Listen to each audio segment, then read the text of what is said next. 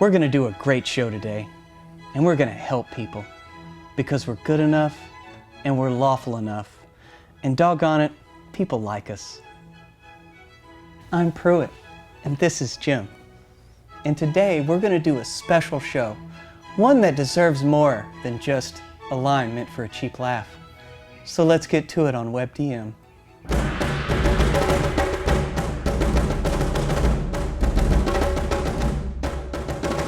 All right, Jim, now that the stars have aligned, let's talk about alignment once again. Everyone's favorite topic to argue about in Dungeons & Dragons, alignment. Does it really matter in 5th edition? I mean, first off, they've removed so many spells and abilities and class features and everything that sort of deal with alignment, that alignment is now almost like the color of your character's hair, their sort of physical features. You say it once right at the beginning of the game, and then you have to remind people later. And I think that's probably ultimately a good thing. I like alignment. I like the whether it's the sort of the dichotomy between law and chaos, or sort of the 9 alignment structure. Right. I liked it, but I do recognize and see that it has been used too often to sort of put players in a straitjacket. So I think overall the hobby is better with alignment being just a character, one of many characteristics that doesn't have mechanical weight to it. But I do like the concept and idea behind alignment. There's just a lot of fun things you can do with it, I think. Well, we are humans and we love contradictory behavior and stuff like that. So. I embrace my contradictions. Oh,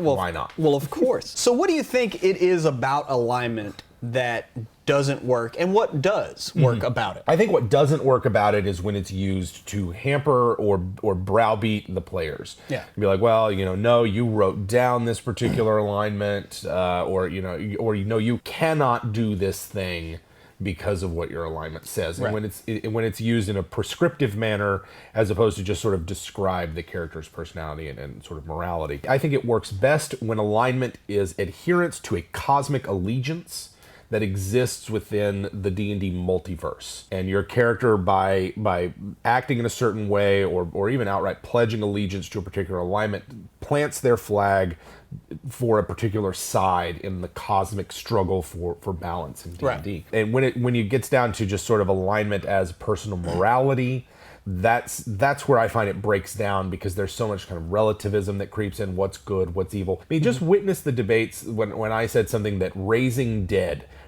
the dead, animating corpses for use is an evil act.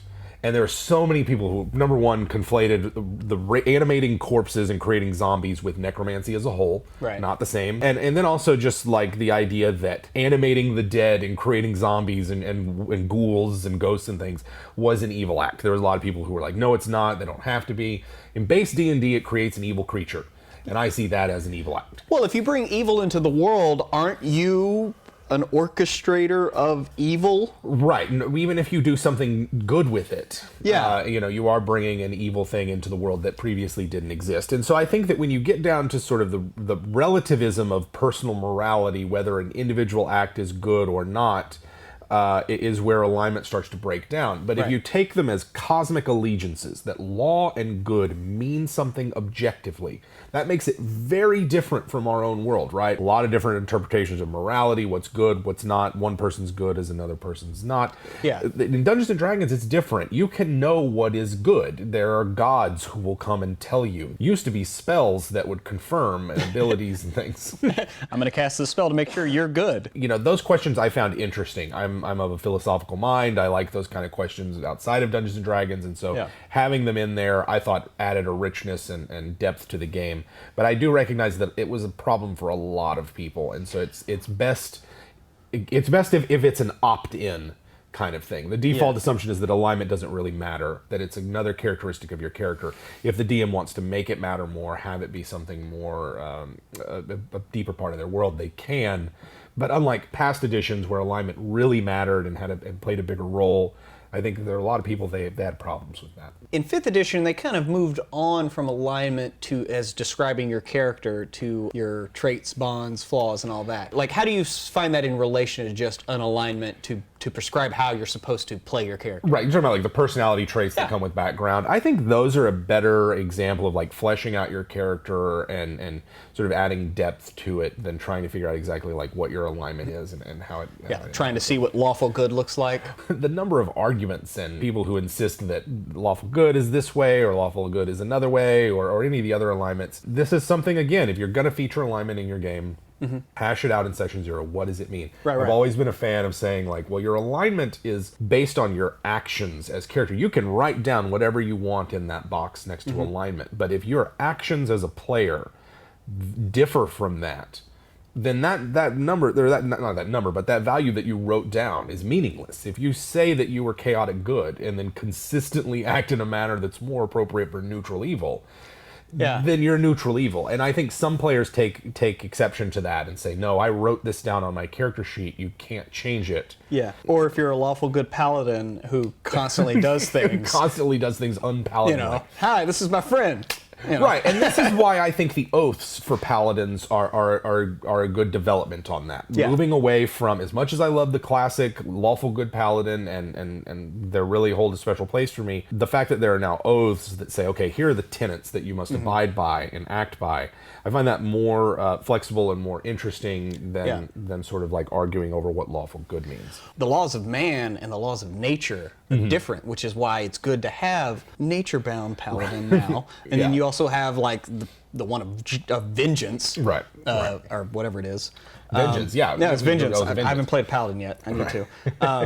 But yeah, like I like that it distinguishes it in the oath. Like this is the particular law that you fight for the good of, right? Yeah. So, like in previous editions, alignment played a ton of stuff. There were alignment restrictions on certain classes, certain features. There were spells that impacted alignment, or at least let you detect them. Alignment languages were another one that people had kind of difficulty wrapping their head around. I sort of saw them as more like, well, if you see alignment as cosmic, as you sided with a certain, multiverse spanning side in a conflict, then the alignment language makes more sense. That's the language that people on that side look like. And of course, alignment languages were really in there when there were just like 3 or 4 alignments, like neutral, chaotic, and law. And then it wasn't until they start branching out and adding more, and then they got the 9-fold grid. Yeah, what does the language of evil look like? Does it have to be written in blood? I mean, it's the language of Mordor. It's the black speech. What does the language of good look like? It's Enochian. It's the language of angels. And so in some ways, things like infernal and abyssal and celestial and primordial replace those kinds of languages.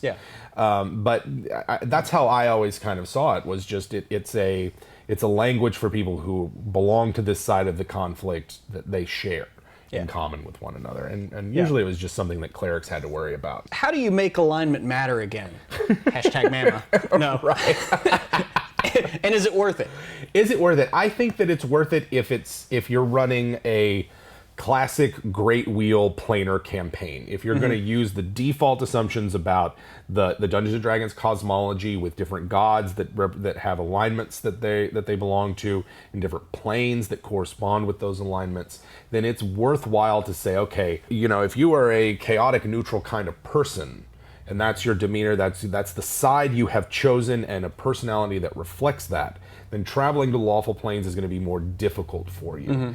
And a lot of that, there doesn't necessarily need to be game mechanics associated with it. It's more of a player buy-in and getting players and dungeon masters on the same page that says, okay, I want alignment to matter in my game because I am using these elements of Dungeons and Dragons where alignment is sort of the foundation for it. The Great Wheel cosmology, the way that gods work and how they draw power from the prime material plane, and what they do with petitioners after they're dead, and sort of what their home domains are like all of that alignment's really kind of baked into it. I can't imagine running a Planescape campaign where alignment didn't matter. Right. It's particularly capital P Planescape, not just a planar campaign.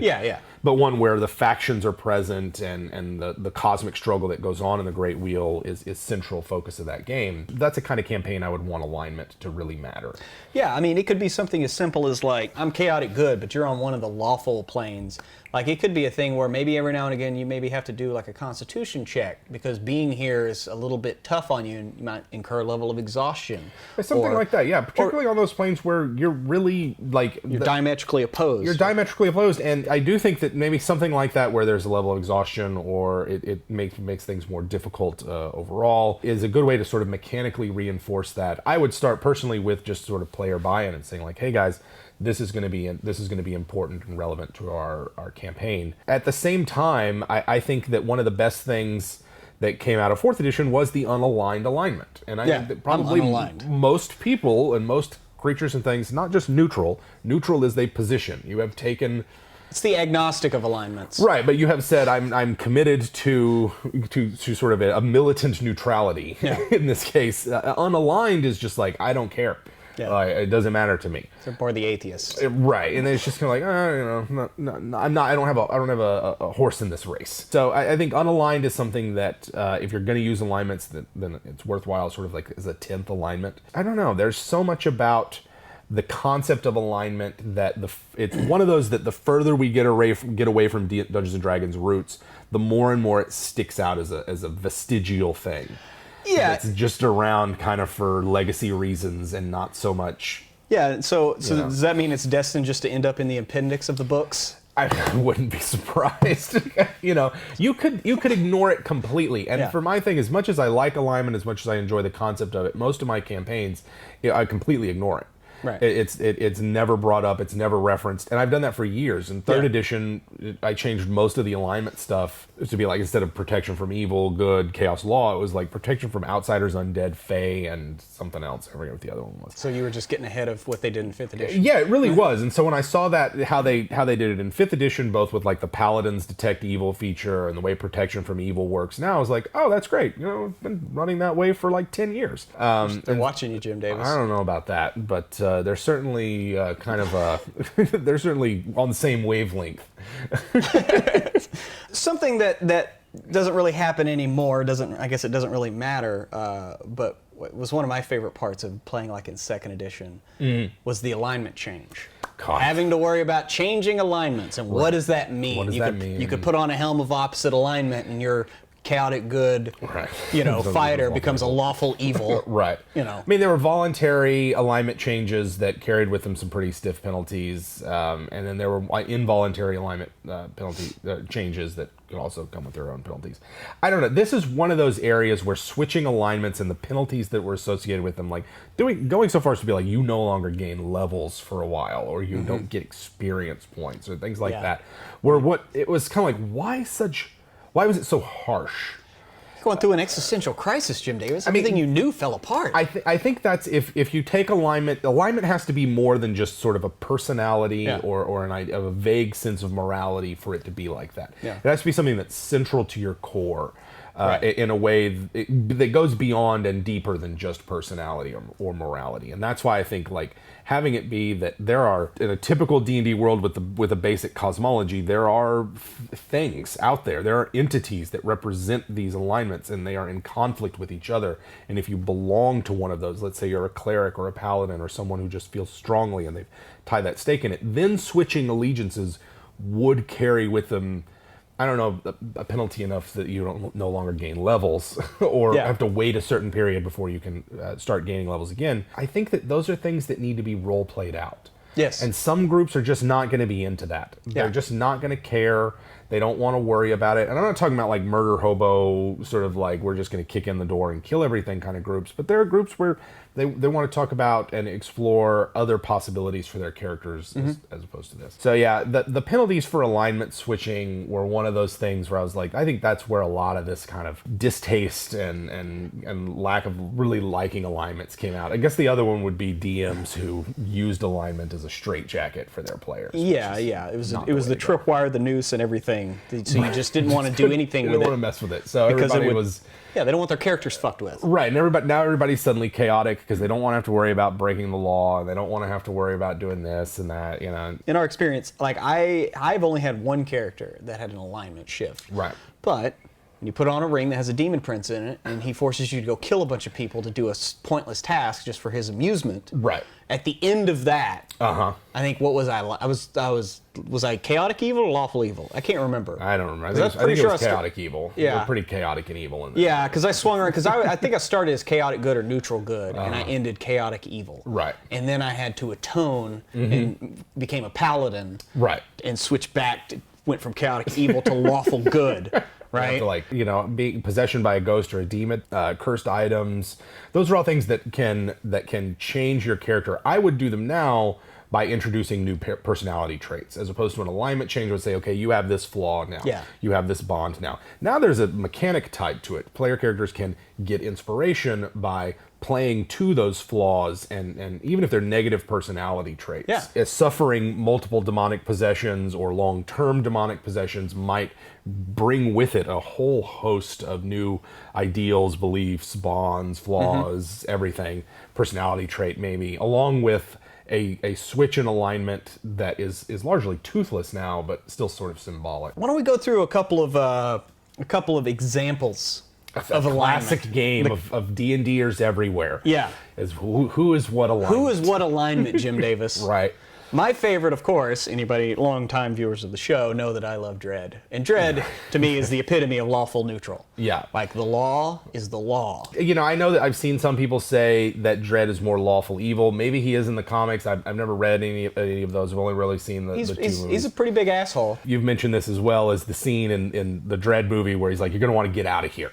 Like, I could shoot you for this vagrancy. Oh, no, yeah, the homeless guy that's sitting underneath the door, and he's like, hey, that's vagrancy, it's 2 weeks in the cubes, don't be here when we get back. Don't be here when we get back. He let a guy off the hook. I mean, this is just movies. Right. But he let a guy off the hook for a short time. He tried to warn him, and of course the guy died. Right, but otherwise, you know, Judge Dredd is judge, jury, and executioner. He is the law. And you can sort of see that in terms of like how certain people play the paladin. Yeah. And right, like there are people who play the paladin as just that I'm here to impose my will on other people. It's really when that gets to be, you know, one player imposing a particular play style on the other player characters, that it's just kind of like you got to boot that. You either need to talk to that player or kick him out of your group. Yeah, the grand old Paladin Rogue in the same party dynamic. The classic Paladin Rogue, you know. But at the same time, Paladins were people who played Paladins, and there was a lot of. I mean, now they're in older editions of D&D. They're kind of a Munchkin class. They've got a lot of benefits going for them. You had to roll particularly well or have a certain set of stats, but they also had some pretty harsh. You cannot adventure with evil.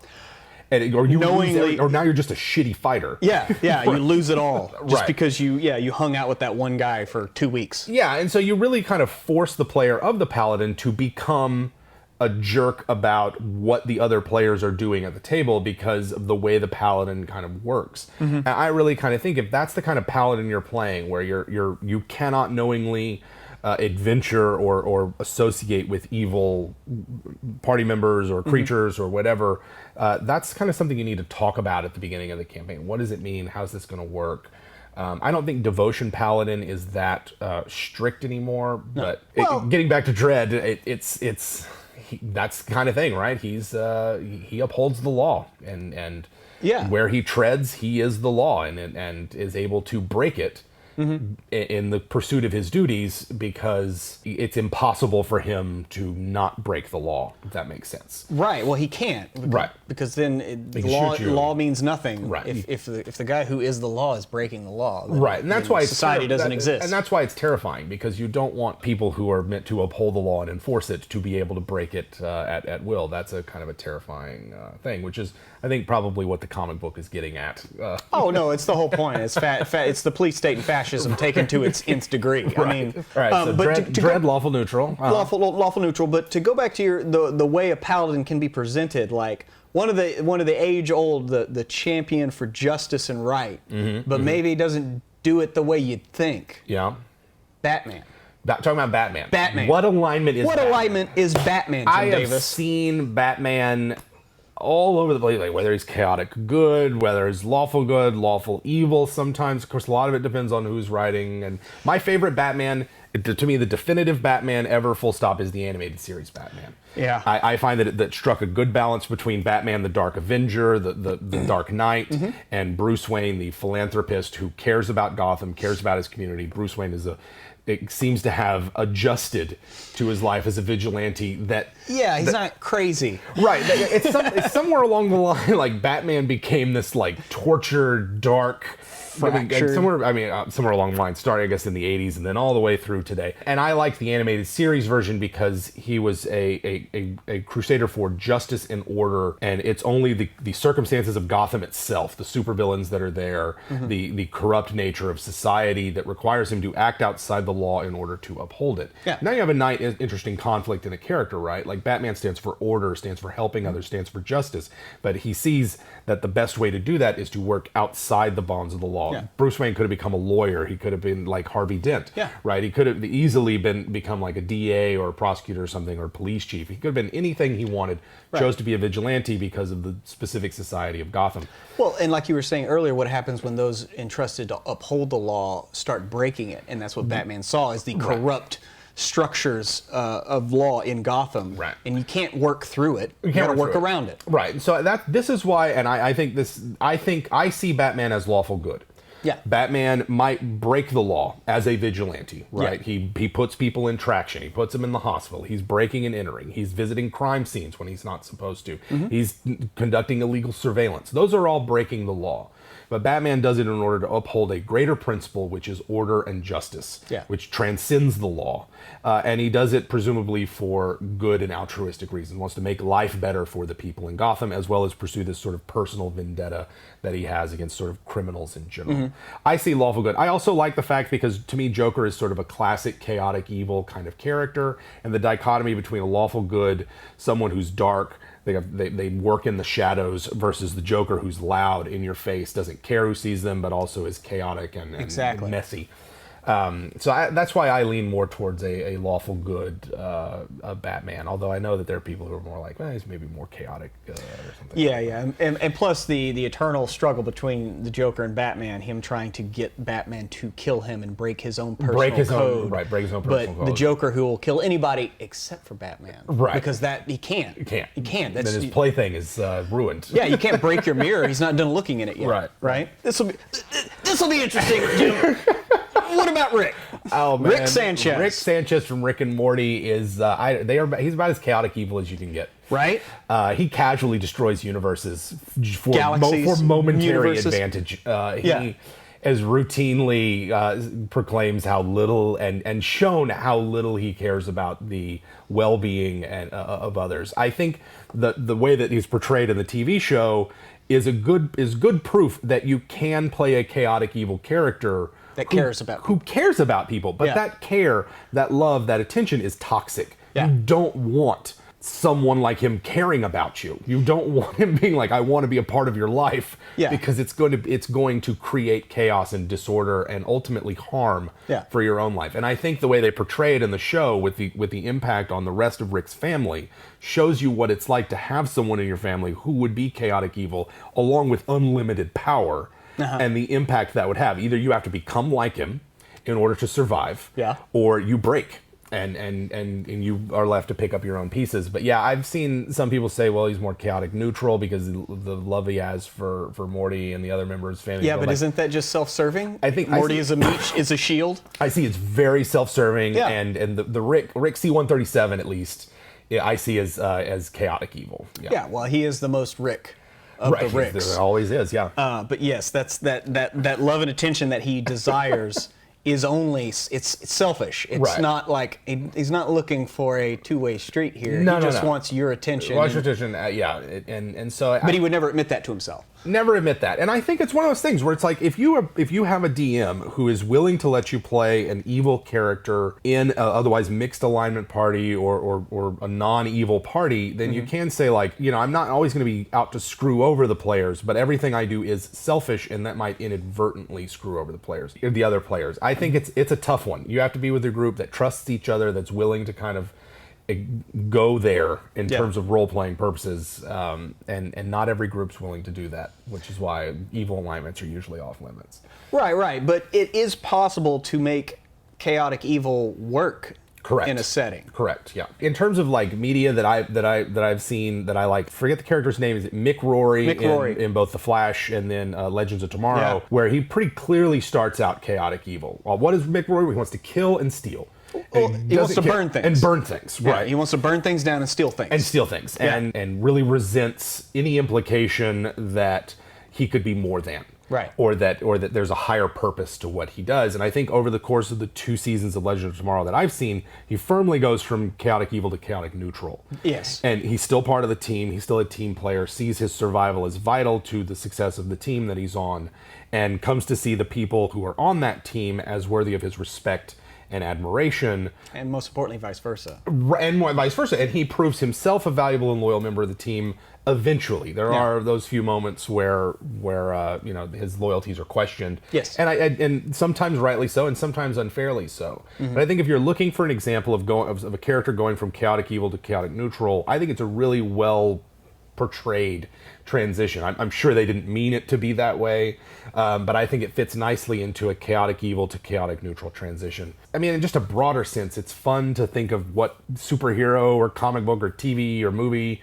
characters, what their alignments are, because it gives you a baseline, gives you an example, something to draw inspiration from. It's not just there for internet arguments, which are fun and interesting sometimes. Hey, anonymously yelling at people that you'll never meet and really have no consequence with. Hey, I get it. Right. I get it. I was 15 once also. Right. It's worthwhile thinking about these things. And even if alignment plays no part in your game overall, and it's just a thing that's on your character sheet, thinking about your alignment and thinking like, okay, this isn't a straitjacket. This just is sort of a shorthand descriptor for how my character views the world and their place in it. And using these examples for media and what they offer for alignment purposes is just a fun way to kind of, I don't know, flesh out your character and make the role playing of your game a little bit more richer, and make your character a bit more three-dimensional. Yeah, because like you said, we haven't used it in forever, and I still write my alignment on every character sheet. Sure. I think about it, and I write it down, and I take it into consideration when role playing. Yeah. And for the most part, that's all you need.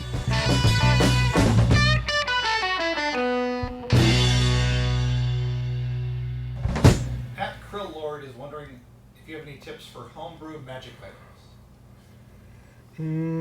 I mean, this is one of those things where we get asked about it a lot, and it's kind of like, yeah. Did you get it? Yes. Oh, Bitch. Yes. Bitch. Got it on camera. Nice. Excuse me. Oh. Did you see that whole thing take place? Yes, buddy, that was amazing. Anyway. Homebrew magic item.